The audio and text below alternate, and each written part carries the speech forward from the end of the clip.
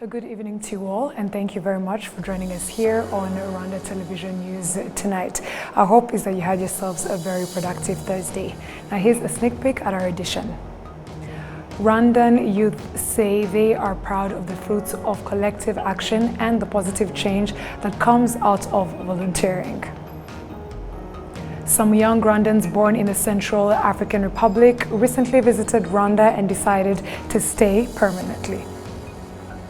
On the international scale, this month marks 30 years since Ukraine signed an agreement to give up its nuclear arsenal, the world's third largest at the time.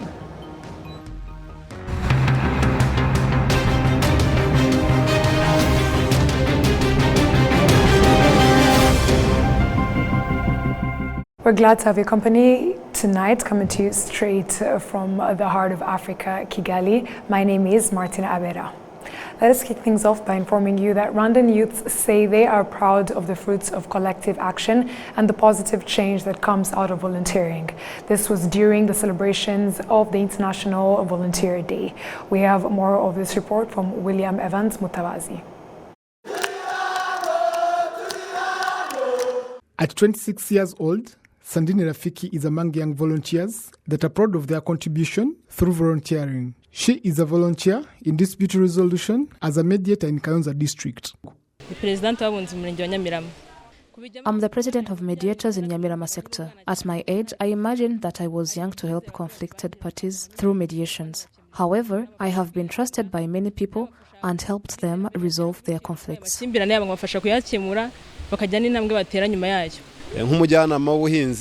As volunteers in the agriculture sector, we have different programs that are focused on advising farmers on the best seedlings to use and fertilizers. I'm happy that our contribution has resulted in 2 increase in production, which makes our volunteering impactful.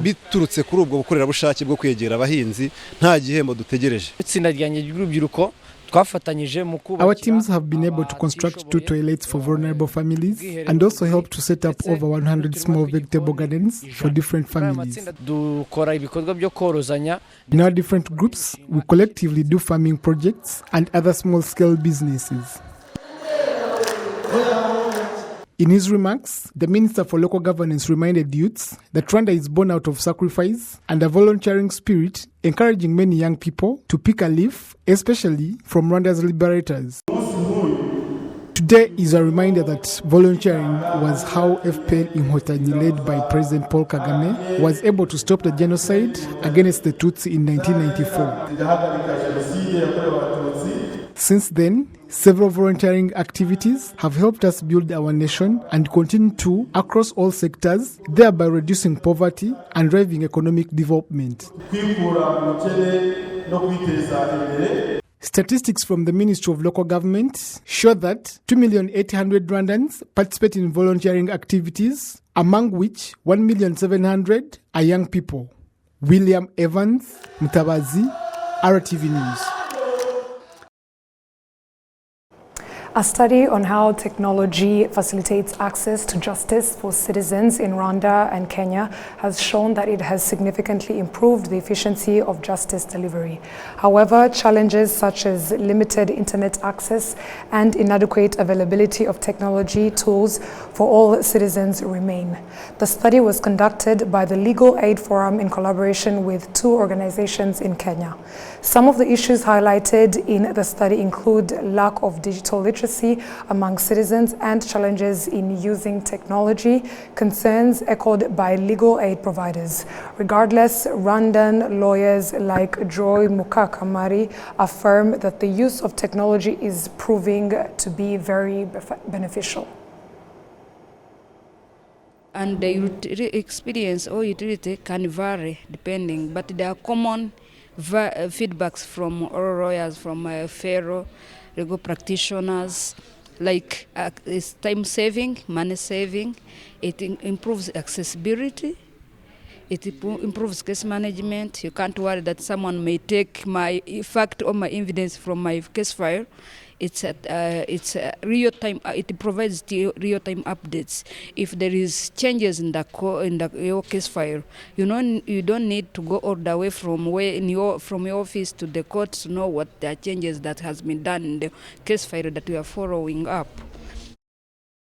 Officials in Rwanda's Ministry of Justice acknowledge that commendable progress has been made in the digitalization of Rwanda's justice system.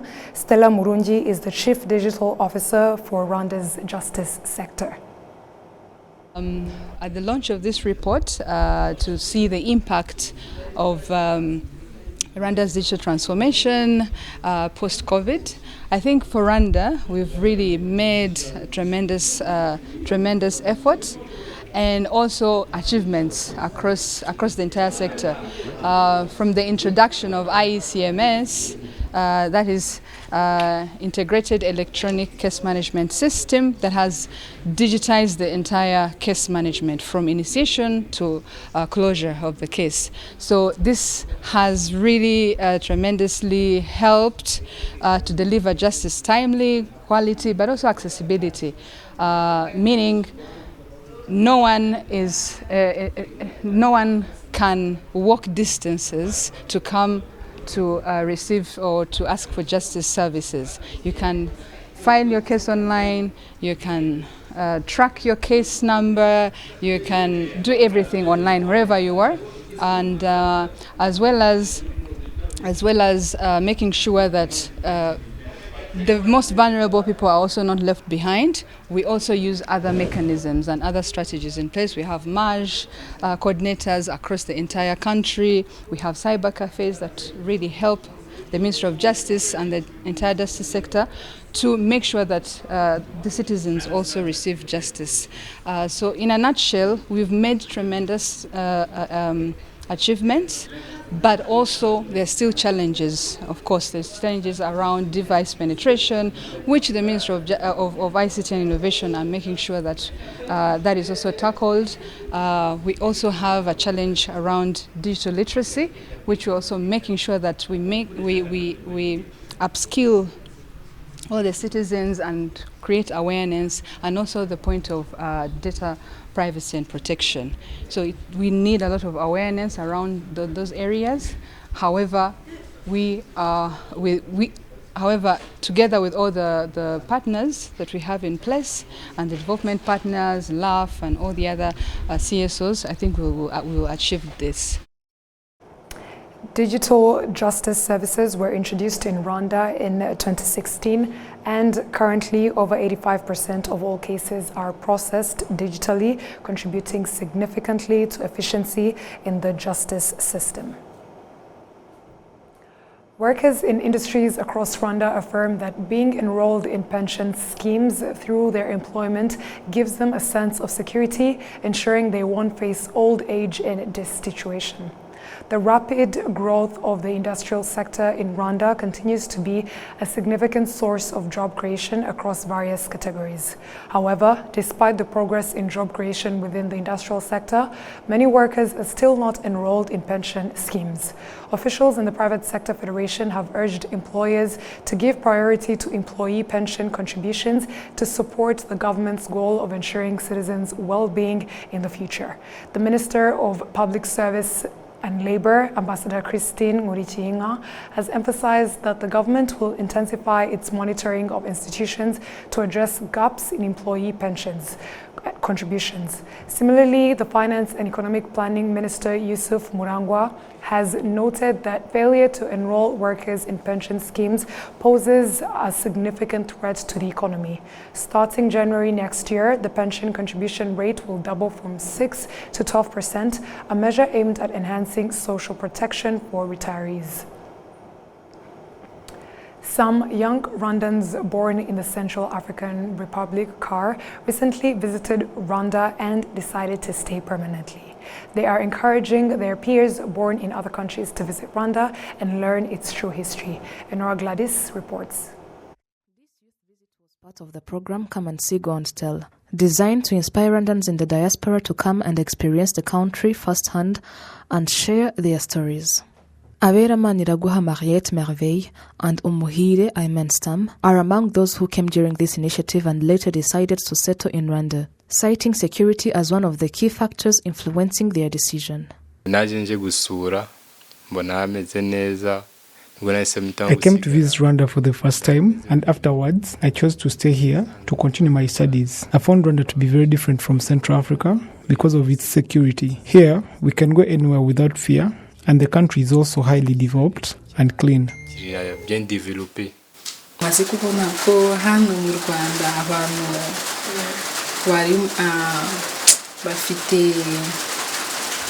I have realized that here in Rwanda people are loving, supportive, and live harmoniously with others.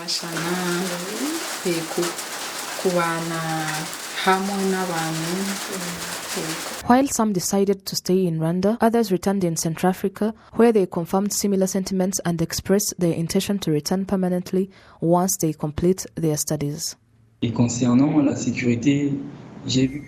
When it comes to security, I was amazed by how safe Rwanda is.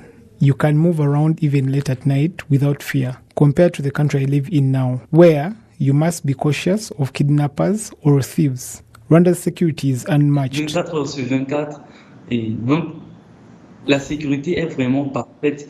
Les gens, quand ils vont là-bas, ils viennent nous dire. People who had visited Rwanda before will tell us how beautiful it is and ask if we had been there. We would reply that we hadn't yet had the opportunity and only saw it on TV. Their stories piqued our curiosity to visit Rwanda. When we finally came, we saw for ourselves that everything they said was true. Rwanda is indeed a beautiful country. The youth also emphasized the importance of understanding Rwanda's history and urged the peers born abroad to visit and discover the truth about their homeland. Some may think I'm saying this because I came to Rwanda or was told to praise it. That's not the case. I'm sharing what I experienced. Rwanda is a wonderful country, and I encourage Rwandans living abroad who haven't visited to come and see for themselves how much the country has changed. That way, you can speak the truth based on your personal experience.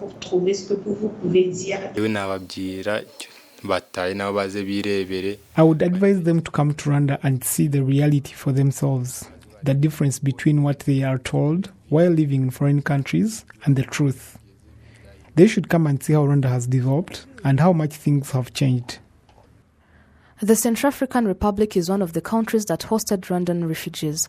Some refugees have lived there for over 30 years without returning to Rwanda. For their descendants, understanding their homeland has always been a challenge. This curiosity deepened when Rwandan forces were deployed to Central Africa to restore peace. Enora Gladys, RwandaTV News. Some tour operators in the United States have expressed their excitement about learning more about Rwanda, recognizing it as a promising destination for tourism. We operated various tours to Eastern Africa, actually, from Ethiopia to all the way down to South Africa. So it is now I see that it is our we are missing by not introducing Rwanda and including Rwanda as a destination among our destinations. So I'm sure we will have a good opportunity to work and to introduce this destination to our clientele, and in the near future I hope to have our guests visiting luckily hopefully next year.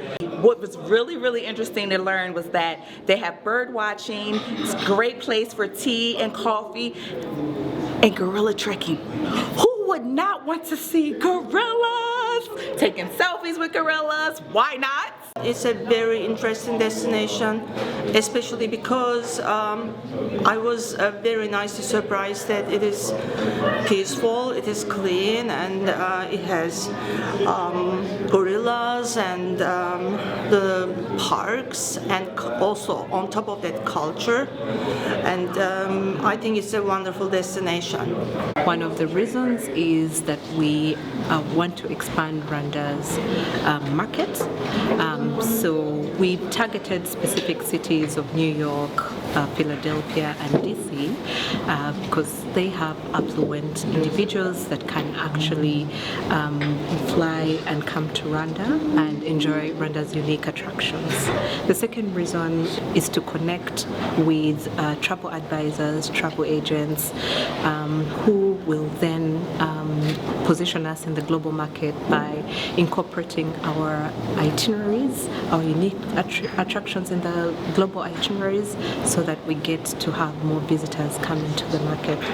The third reason is that we would like to continue positioning Rwanda as a unique destination for tourism, and that's why we continue these marketing efforts across, especially the United States, which is our key source for leisure tourism.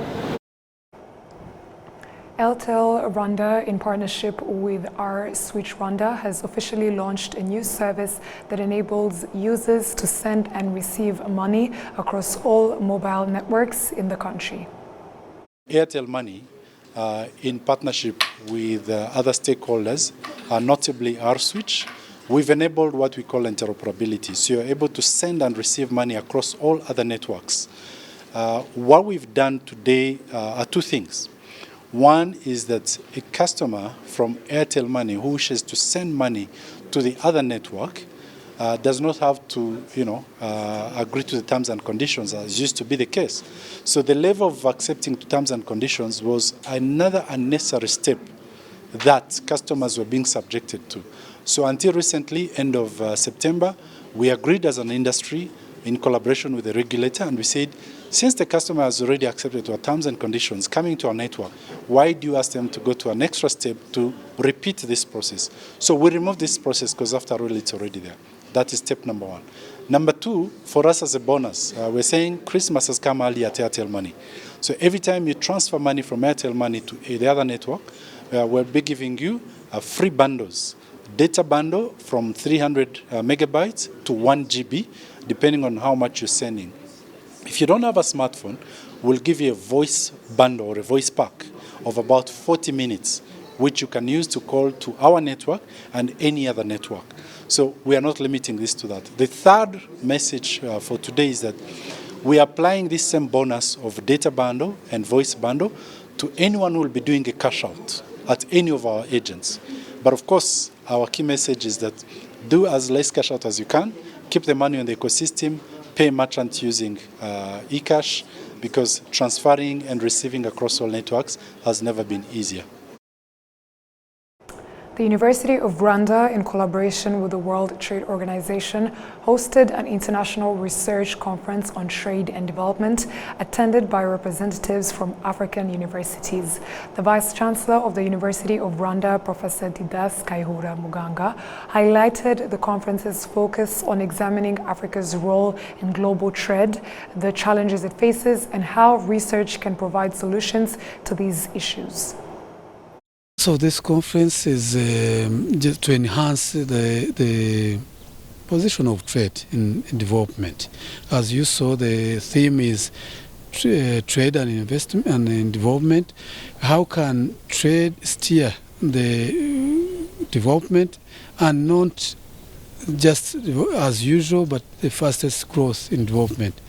And as you saw, it is a conference that is it's a research conference organized by the University of Rwanda in partnership with the World Trade Organization and iTrade, the continental institution that is headquartered here in Rwanda, with an aim to share knowledge, present some research findings in regard to how we can enhance trade in Africa.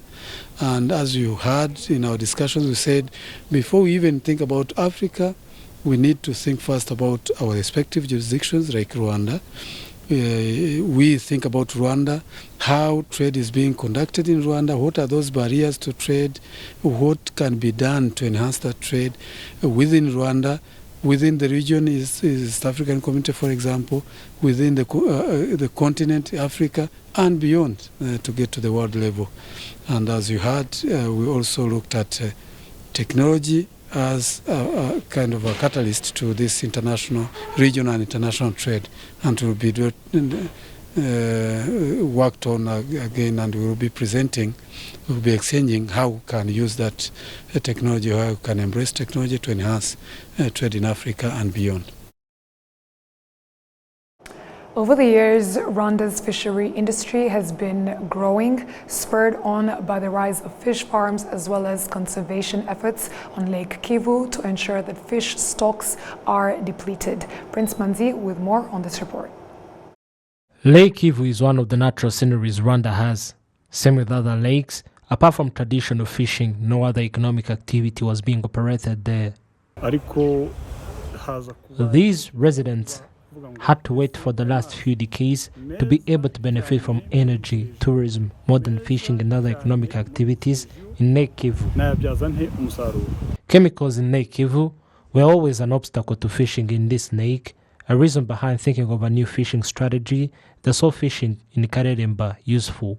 Temisokle Munyangeyo invested $1 billion Rwanda francs in fishing, producing 1,500 tons annually from Kareremba, in which 543 tons are from Lake Kivu and 180 are from the Nyamasheke district side of this lake. Because the production is still low, we are increasing the rate to meet the needs locally and also expand to international markets. The methane gas in Lake Kivu, which used to be seen as an issue, is now being used to produce electricity. Maximilien Byiringiro is the general manager of Shema Power Lake Kivu, that develop and maintain the methane gas to power generation plant.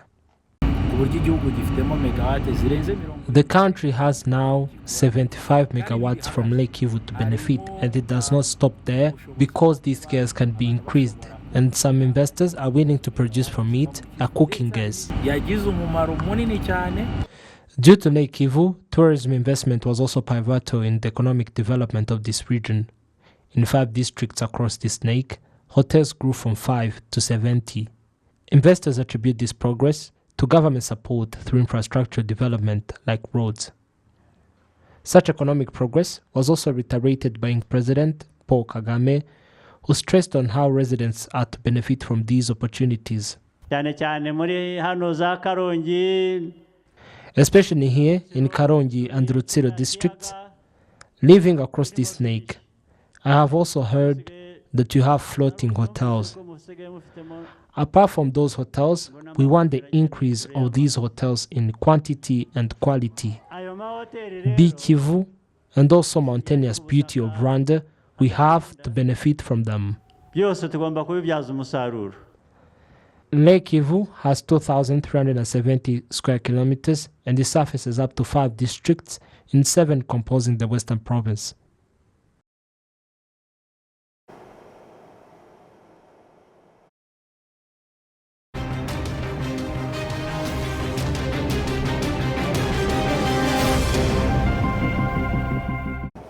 A warm welcome back to other stories making headlines on the international scene. This month marks 30 years since Ukraine signed an agreement to give up its nuclear arsenal, the world's 3rd largest at the time.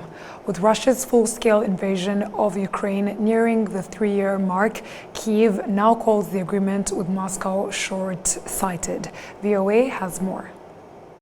Ukraine and the United States of America. December 5, 1994. Leaders of Ukraine, Russia, the United States and Britain signed the Budapest Memorandum. Stephen Pfeiffer helped to negotiate the treaty.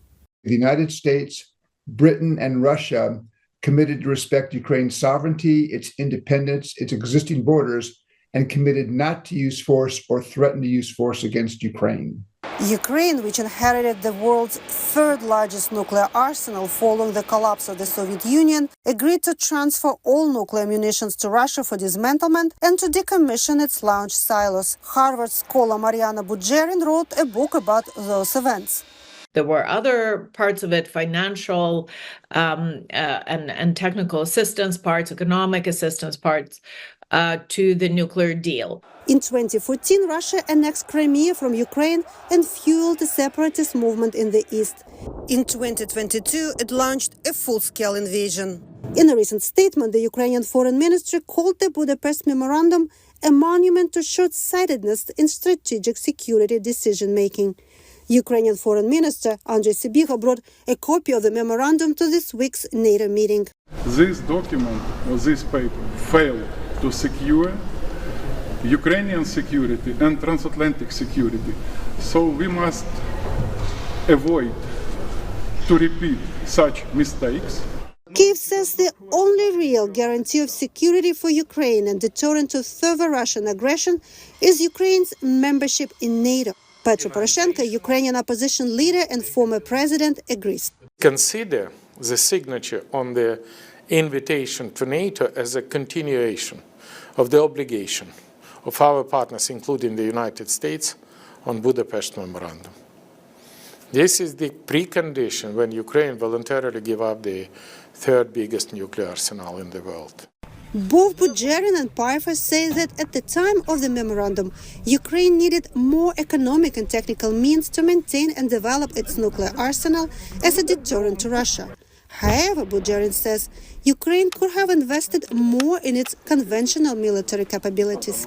No single document, no matter how legally binding, no matter how well written and robust, is a sufficient basis for national security. You have to be able to really invest in your own defense and national security. Pfeiffer says the Budapest Memorandum is not the only document Russia signed and violated, which raises questions about future agreements with Moscow. It was also in the 1997 Russian-Ukraine Treaty on Friendship, Cooperation, and Peace. It was on several other documents where the Russian government clearly said, we recognize Ukraine in the borders of 1991. The violations also demonstrate the fragility of the international security system, says Bulletin. Its workings are as much dependent on states observing voluntarily, but also states reacting in an adequate and sufficient way to violations. Russian officials blame Ukraine and its partners for violation of the Budapest Memorandum because, as they say, NATO expansion threatens Russian security interests. Tetiana Voroshko, VOA News. And that VOA story marks the end of our headlines. And on behalf of the news production team as well as the technical team, we'd like to thank you very much for sticking with us on RTV News. My name is Martina Avera. Stay safe and have a great night.